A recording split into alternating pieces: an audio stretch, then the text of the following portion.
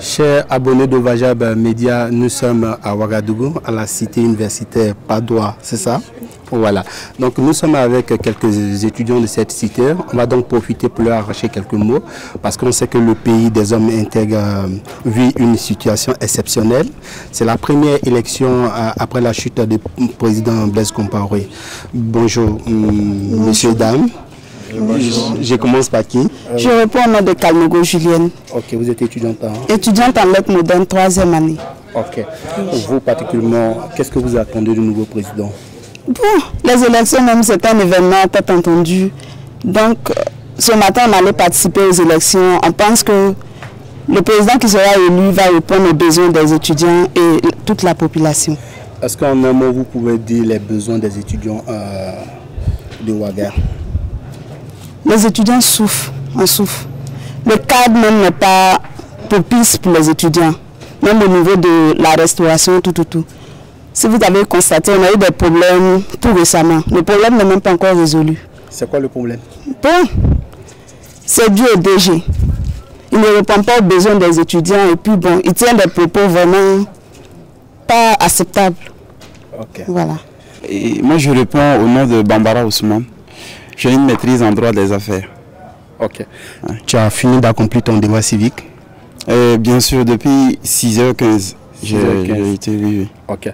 Qu'est-ce que tu attends du nouveau président du Faso? Moi d'abord, comme vous le savez, je suis étudiant, donc je vais commencer par le cas des étudiants. Vous n'êtes pas ignoré que les étudiants burkinabés vivent dans des conditions vraiment misérables. Voilà. Et cela se situe à plusieurs niveaux. D'abord, nous avons un problème d'infrastructure, à savoir qu'il n'y a pas suffisamment d'amphi à l'université de Ouagadougou. Souvent, plusieurs filières se trouvent donc à vouloir prendre cours dans le même amphi à la même heure. Donc on est obligé, les autres sont obligés de rentrer et de céder l'amphi peut-être à une seule filière pour qu'ils puissent prendre cours. Et cela se répète tous les jours. Tous les jours, on est obligé de revenir à la maison parce qu'il n'y a pas d'amphi pour prendre cours. Le deuxième problème se situe au niveau du personnel enseignant. Nous n'avons pas suffisamment d'enseignants donc compétents pour, en tout cas, dispenser les cours. Aujourd'hui, ce problème se pose. Il n'y a pas d'enseignants. Aujourd'hui, nous avons des cours qui ont été supprimés. Tout simplement, les enseignants qui dispensaient ces cours-là sont décédés ou bien ont eu un problème. Donc, étant donné qu'il y a un manque de personnel, ils ont dû tout simplement supprimer ces cours-là, ce qui va naturellement à l'encontre des intérêts des étudiants. Voilà, c'est le deuxième problème que j'aimerais souligner. Et comme la demoiselle l'a souligné, troisième problème donc dû effectivement à la restauration aujourd'hui, que ce soit la qualité ou la quantité donc au niveau du restaurant, ça n'y est pas.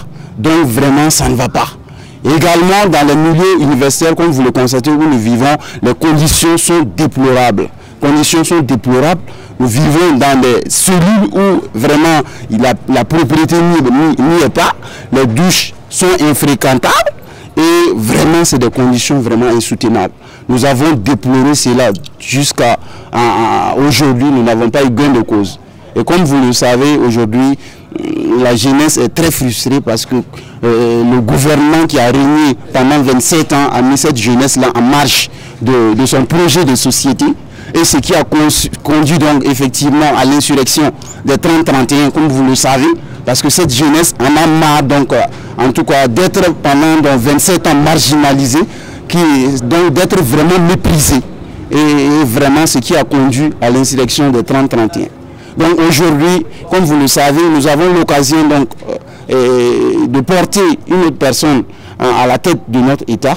Donc vraiment, nous espérons que cette personne a pris effectivement leçon des événements des 30-31. Il sait pourquoi nous avons donc dû faire cette insurrection-là. Donc d'abord, nous interpellons ce nouveau président qui va venir, qui vraiment la jeunesse, les étudiants soient au centre de son programme de société. Il faut ça. Nous sommes les premiers frappés par le chômage, vous le savez, la jeunesse est très frappée par le chômage, il n'y a pas d'emploi. Deuxièmement, ils nous disent que l'État ne peut pas embaucher tout le monde, d'où la solution est donc l'auto-emploi. Mais vous savez qu'au niveau de là aussi, on a besoin de financement. Et aujourd'hui, il n'y a pas de financement. Souvent, on voit dans les médias, on dit qu'il y a tel et tel fonds qui sont destinés aux étudiants ou à la jeunesse, mais dans la réalité, c'est qui n'est pas fait. Et le problème qui se pose également est que les conditions d'accès, n'est-ce pas, à ces fonds-là sont très très compliquées. Ce qui fait que souvent, il y a beaucoup qui sont obligés d'abandonner. Troisième problème est que ces fonds-là sont limités. On ne peut pas, par exemple, donner 500 000 francs à quelqu'un qui a un projet de 5 millions. Je ne sais pas qu'est-ce que vous voulez que cette personne aille faire avec les 500 000. Donc, vous savez, donc aujourd'hui, franchement, ça ne va pas.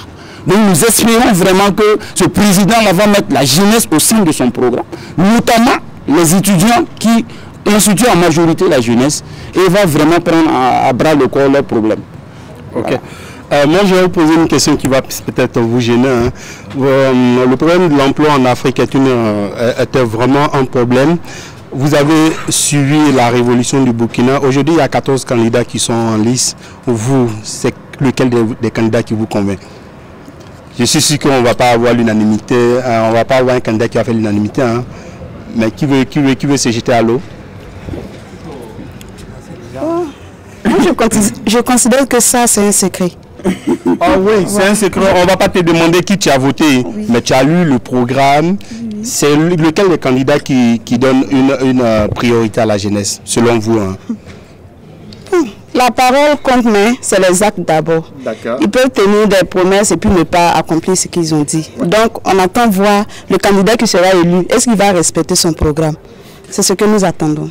Il y a quelqu'un qui veut prendre la parole. Voilà. Alors, moi, je mise sur les candidats qui sont jeunes, voilà, parce que parmi les 14 candidats, il y a aussi qui sont jeunes et ce sont eux qui connaissent les réalités vraiment des jeunes en général et des étudiants en particulier.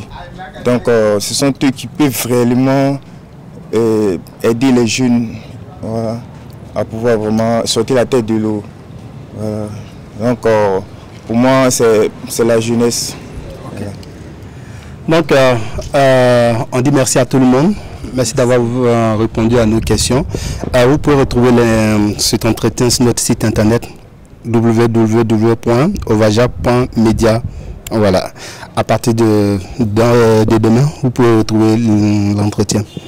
Donc, nous, on vous souhaite bonne chance. On sait que vous avez des candidats différents.